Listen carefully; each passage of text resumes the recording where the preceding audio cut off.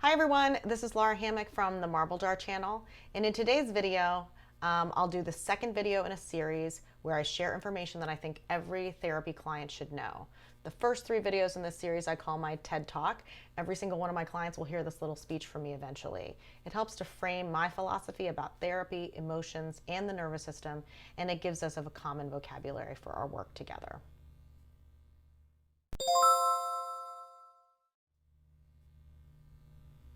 In the last video, we talked about the nervous system, the hand model of the brain, and what happens to our brains when we sense a threat. But the thing is, our brains and our nervous system can't really tell the difference between a physical threat and an emotional or a psychological threat. So here are some examples of emotional threats: being reprimanded by your boss, not getting an invitation to a party, having a loved one betray you, or being called ugly by someone online. So your nervous system is going to react exactly the same to those threats as if you were being chased by a tiger. And for good reason. Sure, human beings are universally considered to be at the top of the food chain, but that is certainly not because of our physical gifts. Physically, we're somewhere above rabbits and below grizzly bears. We don't have fangs, armor, or wings, and we can't run that fast. Instead, we've clawed our way up to the top through a combination of our big brains and all the tools and weaponry that come with that, and our ability to cooperate in large groups. Human beings are physically puny and vulnerable, particularly at birth, so our survival depends on other human beings to protect us. And because of that, connection to others is an innate human survival mechanism. When this connection is threatened through relationship betrayal, rejection, or shame, our survival responses kick in. Our nervous system doesn't care whether it's a threat to our physical safety or to our emotional safety. It views each one as a threat to survival, and it's going to respond the same to either one. So here's how I think we are programmed to respond to threats, or the threat order of operations. So this is my own best guess, but it is backed up by findings in polyvagal theory and attachment theory. So just keep in mind that all of this is a massive simplification. Our bodies are highly complicated, but for the most part, I think this is the way it works for a physical threat, and I can show you on the hand model of the brain. So here we are walking along with our nervous system calm in rest and digest. And let's say we see that rattlesnake. Okay, so if we're with a friend or there are people close by, our first instinct is to connect. Reach for that other person or yell for help. And I link connection with the human brain since social behavior is largely found there. We want to get protection from our group and borrow some nervous system stability from our friend or from those around us. Our nervous system is gearing up at this point, and if there is no one around or we're not getting the help that we need, then we go into fight or flight, which I link to the mammal part of our brain. Now our sympathetic nervous system has fully kicked in. Remember what that does?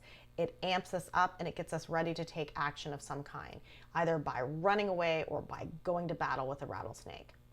So if after all this we find that we're not able to escape or we don't have a way to fight back, then we're going to go into freeze, which I link to the reptile brain. So that physiological response is to also turn on the parasympathetic nervous system full blast, which serves to shut everything down. So this is the equivalent of playing possum. Our system is thinking that maybe if we are extremely still and quiet, the rattlesnake won't see us as a threat and will leave us alone. So calm to connect, to fight, flight, to freeze. We try to use our fancy new survival mechanisms first, and as they fail us, we opt for more basic, primitive ways to survive. Okay, so now let's do an emotional threat. So say we are sitting calmly in rest and digest in a meeting, and all of a sudden our boss says a bunch of terrible, insulting things about us in front of our colleagues. Okay, nervous system is starting to ramp up, but the first thing we are programmed to do is to connect.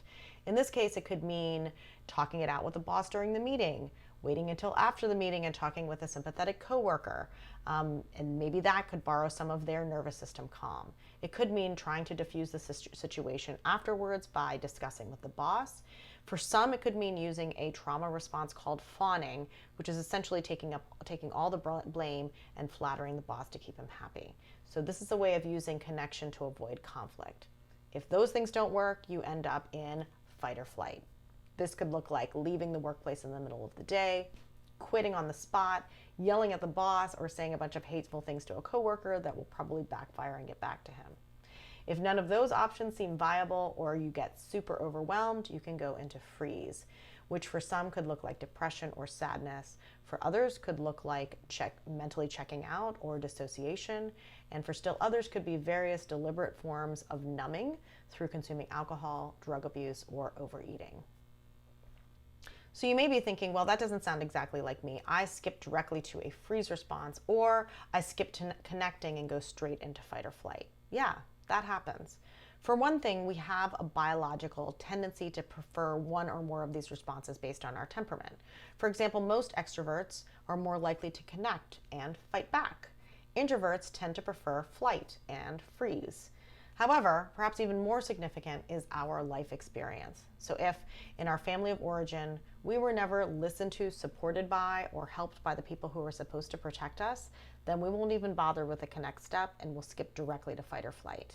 If big emotions were not allowed in our home growing up, we might skip fight or flight, which has loud emotions like fear, anxiety, and anger, and go straight to freeze or shut down, which has quieter, more internal emotions like sadness, loneliness, or shame. And the thing is, the more we use those threat response patterns, the deeper those neural pathways become, and the more ingrained and speedy those responses will be to every stressor or negative life experience that we encounter.